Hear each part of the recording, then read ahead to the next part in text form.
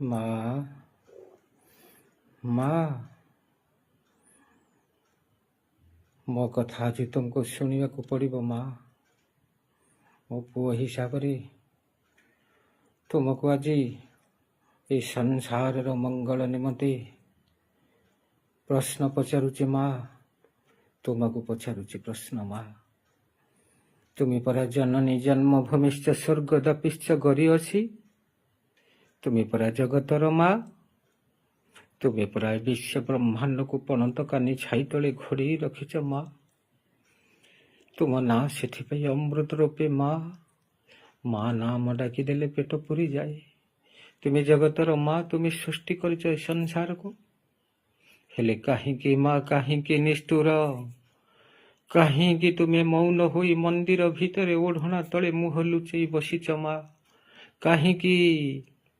ତୁମେ ପରା ବିଶ୍ୱ ବ୍ରହ୍ମାଣ୍ଡର କରୁଣାମୟୀ, ସ୍ନେହମୟୀ, ମଙ୍ଗଳମୟୀ ମା। ଏ ପିଲାମାନେ ମାଙ୍କ ପଣତ କାନି ତଳେ ଅଳି ଅର୍ଦ୍ଧଳି କରନ୍ତି ମା ସବୁ ସହି। ସଦାବେଳେ ଦୁଃଖ ସୁଖ ପ୍ରଦାନ କରୁଥାଏ ମା। ହେଲେ କାହିଁକି ଏ କଳି ଯୁଗରେ, କାହିଁକି ତୁମେ ନୀରବ ଦ୍ରଷ୍ଟା ଭାବରେ ମନ୍ଦିର ଉହାଡ଼ ଭିତରେ ବସି ରହିଛ ମା? ତୁମେ ପରା ଧର୍ମ ପାଇଁ ଯୁଗେ ଯୁଗେ ଅବତାର ହୁଏ। କୁଆଡ଼େ ଗଲା ସେଇ ମା?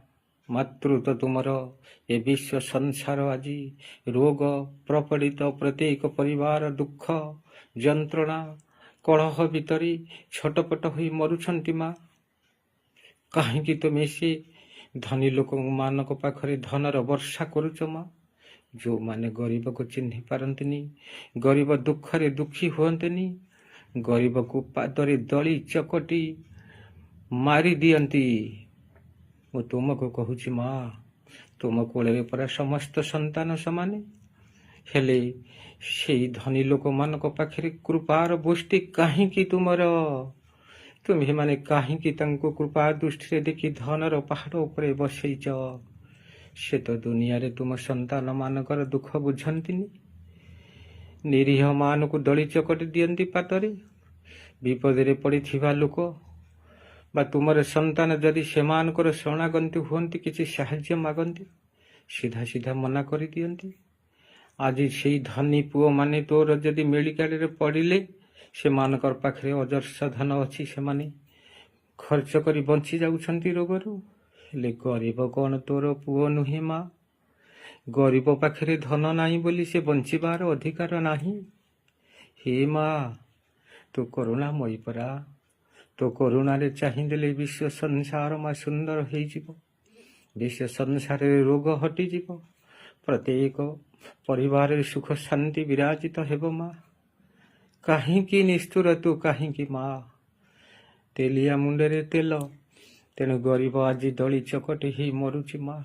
ତୁ ଟିକେ କୃପା କରିଦେଲେ, କିଛି ନହେଲେ ନାହିଁ, ତାଙ୍କ ପରିବାରରେ ତାଙ୍କ ଦେହ ମୁଣ୍ଡ ଟିକେ ଭଲରେ ରଖିଦେ ମା। ତାଙ୍କ ବଞ୍ଚିବା ପାଇଁ ଯେତିକି ଅର୍ଥ ଆବଶ୍ୟକ ତାକୁ ପୂର୍ଣ୍ଣ କର ମା। ତୁ ତ ଚାହିଁଲେ ସବୁ ହେଇଯିବ ନା। ଗରିବ ପିଲାକୁ, ତୋର ଗରିବ ପୁଅକୁ କଷ୍ଟ ହେଲେ ତେତେ କ'ଣ ବାଧେନି?